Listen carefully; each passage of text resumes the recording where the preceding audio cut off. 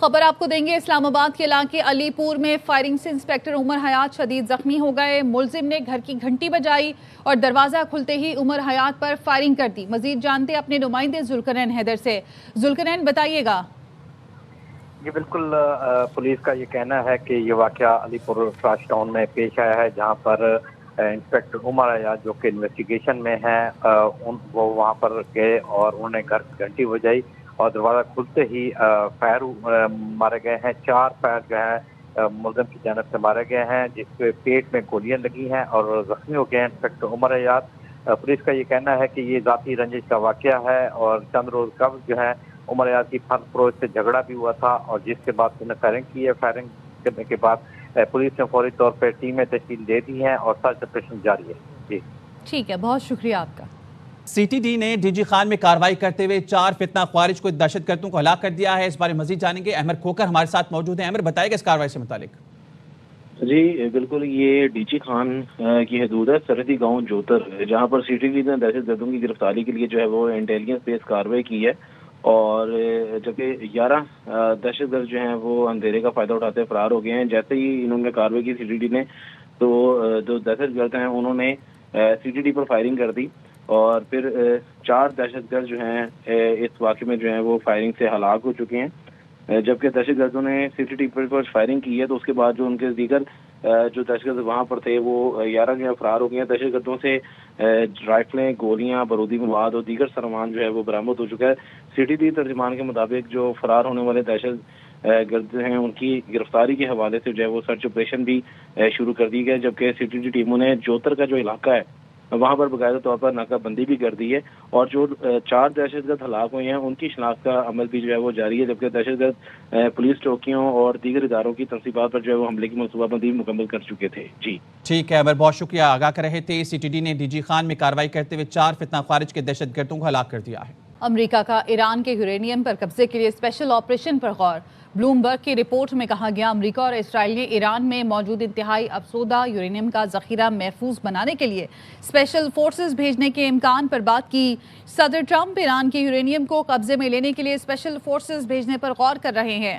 خبر agency writers کے مطابق 3 سفارتی عہدیداروں نے ممکنہ منصوبے سے متعلق بریفنگ کی تصدیق کی۔ ایکسیسو کی رپورٹ میں بھی یہ کہا گیا کہ امریکہ اور اسرائیل یورینیم قبضے میں لینے کے لیے مشترکہ کارروائی پر غور کر رہے ہیں۔ امریکہ اور اسرائیل کا تقریباً 450 کلو گرام یعنی 60% یورینیم ہدف ہے۔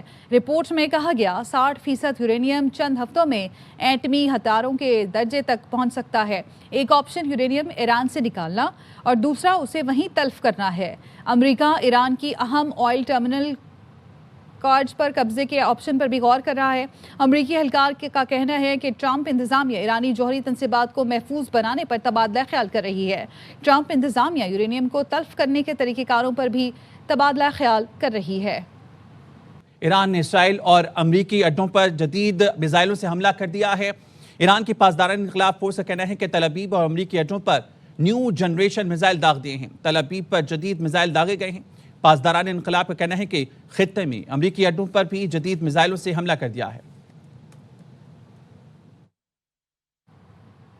عالمی سطح پر تیل کی قیمتیں تیزی سے بڑھنے پر ترجمان ایرانی فوج کا بیان سامنے آ گیا۔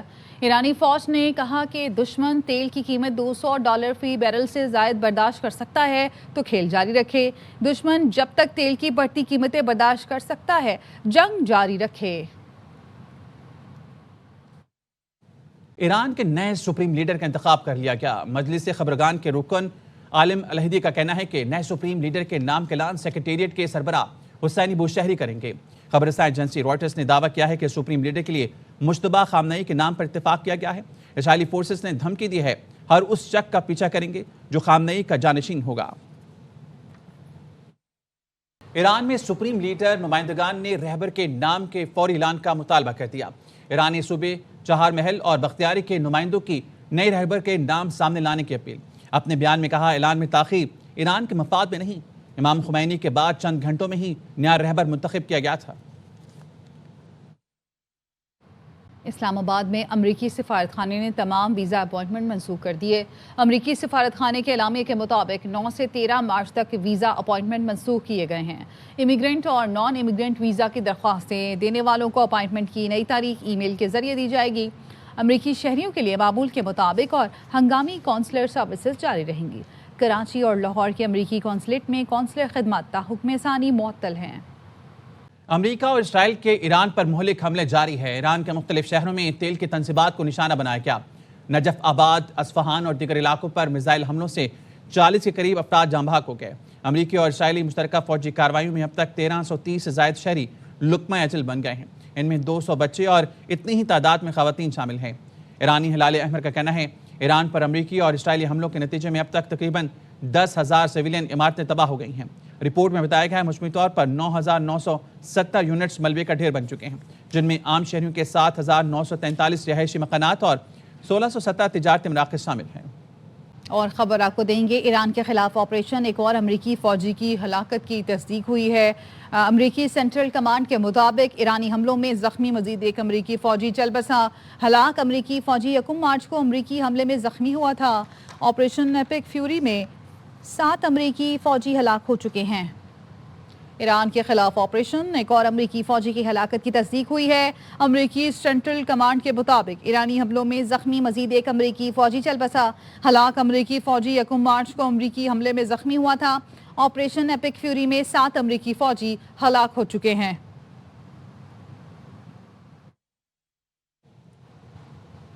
تو خبر آپ کو دے رہے ہیں، ایران کے خلاف آپریشن، ایک اور امریکی فوجی کی ہلاکت کی تصدیق ہوئی ہے اور آپریشن ایپک فیوری میں اب تک 7 امریکی فوجی ہلاک ہو چکے ہیں۔ ایرانی حملوں میں زخمی مزید ایک امریکی فوجی چل بسا۔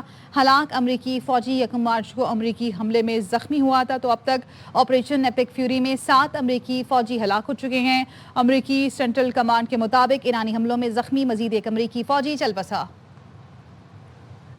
قطر ایئر ویز کا آج سے محدود پروازیں شروع کرنے کا اعلان۔ قطری سول ایویشن اتھارٹی نے محدود پروازوں کی اجازت دے دی ہے۔ اس بارے میں مزید بات کریں گے ڈپٹی بیورو چیف کراچی محمد صلاح الدین ہمارے ساتھ موجود ہیں۔ صلاح الدین، بتائیے اس خبر سے متعلق۔ دیکھیں خالد، یہ قطری سول ایویشن اتھارٹی نے محدود پروازوں کی اجازت دے دی ہے۔ یہ پروازیں قطر میں کئی روز سے پھنسے مسافروں کے انخلاء کے لیے ہے۔ قطر ایئر ویز آج سے دوحہ ایئرپورٹ سے Islamabad, Beijing, Seoul, Moscow, London, Delhi اور دیگر ممالک کے لیے اپنی پروازیں آپریٹ کرے گا۔ قطر سول ایویشن اتھارٹی نے محدود انخلاء کی پروازوں کی باضابطہ طور پر اجازت دی ہے، چونکہ قطری فضائی حدود کی بندش کے باعث قطر ایئر ویز کا شیڈول فلائٹ آپریشن عارضی طور پر معطل ہے۔ ٹھیک ہے صلاح الدین، بہت شکریہ آپ کا۔ تازہ ترین خبر آپ کو دیں، یو اے کے صدر محمد بن زید ال نہیان کا وزارت دفاع کا دورہ۔ صدر یو اے کی موجودہ صورتحال اور دفاعی تیاریوں کا جائزہ۔ صدر یو اے نے افواج کی آپریشنل تیاری، چیلنجز سے نمٹنے کی صلاحیت کا معائنہ کیا۔ صدر یو اے کو خطے کی کشیدگی اثرات پر بریفنگ دی گئی ہے۔ صدر یو اے کا دفاعی استعداد بڑھانے اور امن و استحکام کی اہمیت پر زور۔ یو اے کے صدر محمد بن زید ال نہیان کا وزارت دفاع کا دورہ۔ سعودی شہر الخرج میں پروجیکٹائل گرنے سے 2 افراد جاں بحق ہو گئے ہیں۔ سعودی حکام کے مطابق الخرج میں پروجیکٹائل گرنے سے 12 افراد زخمی بھی ہوئے ہیں۔ سعودی سول ڈیفنس نے شہری علاقے میں پروجیکٹائل گرنے کی تصدیق کر دی ہے۔ جاں بحق افراد میں بھارتی اور بنگلہ دیشی شہری شامل ہیں۔ سعودی شہر الخرج میں پروجیکٹائل گرنے سے 2 افراد جاں بحق ہو گئے۔ سعودی عرب میں پاکستان کے سفیر احمد فاروقی پاکستانیوں کے لیے ہدایات۔ اپنے ویڈیو پیغام میں کہا ہے کہ سعودی عرب میں تمام پاکستانی پرسکون رہ کر مقامی قوانین کا احترام کریں، افواہوں پر یقین نہ کریں، سوشل میڈیا پر انہیں آگے بڑھانے کی کوشش بھی نہ کریں۔ ہدایات کے لیے سعودی حکومت کے مستند ذرائع پر انحصار کریں۔ مشکل میں رہنمائی کے لیے پاکستانی سفارت خانے سے رابطہ کریں۔ ایئرپورٹس پر معاونت کے لیے ٹیمیں تعینات کر دی گئی ہیں۔ میں سعودی عرب میں پاکستان کے سفیر کی حیثیت سے تعینات ہوں۔ میری آپ سب سے گزارش ہے کہ موجودہ صورتحال میں آپ مکمل پرسکون رہیں اور نظم و ضبط کا مظاہرہ کریں۔ مقامی قوانین کا احترام کرتے ہوئے کسی بھی قسم کی افواہوں پر یقین نہ کریں اور بذریعہ سوشل میڈیا افواہوں کی ترویج سے گریز کریں۔ کسی بھی صورتحال میں ہدایات کے لیے صرف سعودی حکومت کے مستند ذرائع پر انحصار کریں اور مدد یا رہنمائی کے لیے سفارت خانہ پاکستان کے ان ہنگامی رابطہ نمبرز پر رابطہ قائم کریں جو آپ کی اسکرین پر نظر آ رہے ہیں۔ ہم نے آپ کی معاونت کے لیے सऊदी अरब में एयरपोर्ट्स पर अपनी टीमों को तैनात कर रखा है, जो परवाज़ों में तात्तुल की सूरत में पैदा होने वाली सूरत हाल पर नज़र रखे हुए हैं। हमारे हंगामी फ़ोन नंबर्स, सिफारती अमला और टीमें आपकी मदद और ताउन के लिए 24 घंटा काम कर रहे हैं। भारत T20 का आलमी चैंपियन वर्ल्ड कप फाइनल में न्यूजीलैंड को 96 रन से हरा दिया। इंडियन टीम फाइनल का दिफा करने होम ग्राउंड पर चैंपियन बने और 3 आलमी कप जीतने वाली पहली टीम बन गई। जसप्रीत बुमराह 4 विकेट लेकर फाइनल के हीरो करार। 5 इनिंग्स में 321 रन बनाकर संजू सैमसन टूर्नामेंट के बेहतरीन खिलाड़ी करार कर